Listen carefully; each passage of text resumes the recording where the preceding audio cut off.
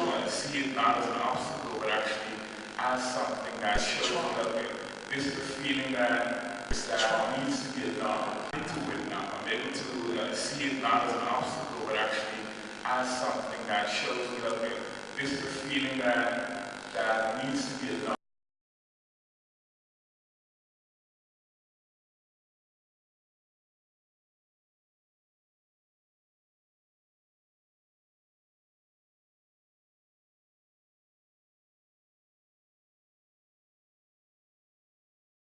Doe je even tot de kunst. Nee, eens gelijk. Ja, nee. Ja. Je kent mij nog niet, maar ik ben ook een hele brutale filmer. In die zin dat ik netjes beschaafd ben, maar ook ontzettend zeikert soms in discussies. Dan gaan we het gestrekt been erin gaan. En als het netjes blijft, dan vind ik het zonde. Want ik...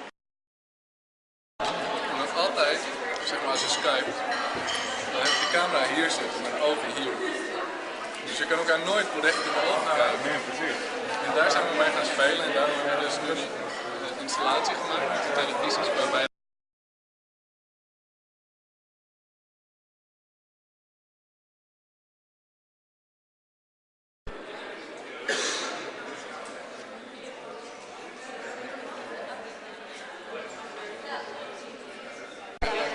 werkt dus echt met door mensen hun ogen te filmen. Ja. En vervolgens diezelfde video in zijn virtual reality bril dan weer. Dus dat ze naar hun eigen ogen zaten kijken. Precies.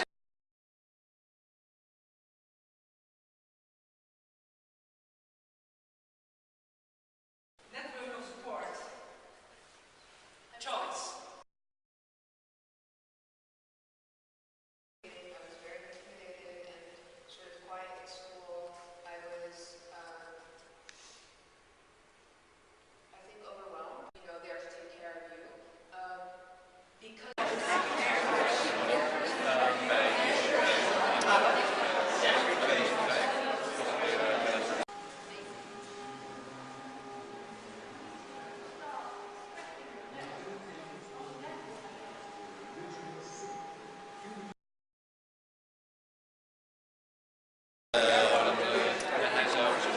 dat vinden van kleur in de kleding, in de manier waarop ik me kleed.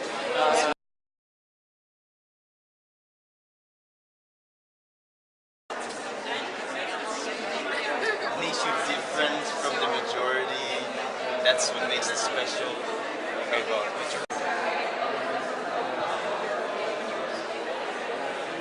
It's really, its trauma was not explained to you.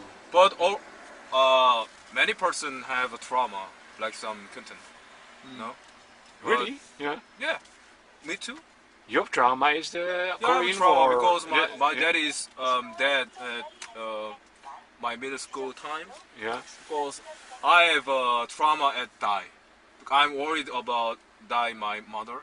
I'm worried about my sister. Huh? You can understand? It's trauma. It's trauma. I think that's really important because there's a certain sense that vulnerability itself is seen as weakness while it actually is not. It's an awareness of a change. It's an awareness of being present in the world. Now in this period where I was kind of like pushing this away and not wanting to accept it, I was actually depressed for about. And then around 2008, my mom was called Black Pete. And at the time I was busy. And then in 2011 I started a project called Quinty'S Racism, Black People's Racism, which was basically me standing on street corners with a t-shirt that had that text on it and just waiting and seeing what would happen. And then in 2011 in November, I was arrested for doing that during the parade. Some mothers were arrested us. What was difficult for me is that it took me a long while to accept the fact that I am a victim of police brutality. I mean, you see it on TV, you see it on YouTube, you see it on Facebook, but you would never expect it to happen to you. And when it does, and I think that's one of the most insidious aspects of the Dutch culture as well, is that no one here gets to be vulnerable. Only white women get to be vulnerable, if you can put it bluntly. So when I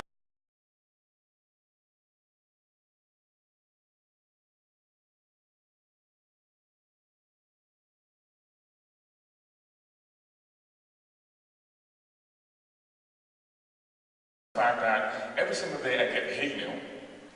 I get these messages on social media, on Twitter, in my inbox, telling me that I need to die, telling me I'm nothing but a nigger, telling me that this country is not my home and I need to leave it. And on the one hand, you have this school of thought that says you should ignore it and not pay attention to it, but of course you can't. It doesn't work that way.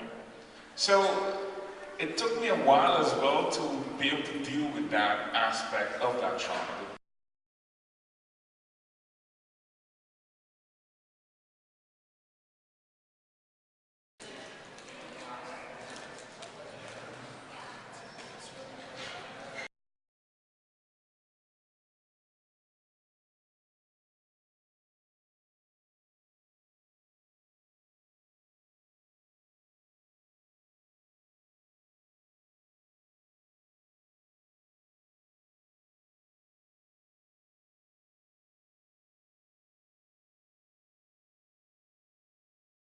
Jij bent je partner verloren? Ja, helaas. Ik ben mijn eigen partner.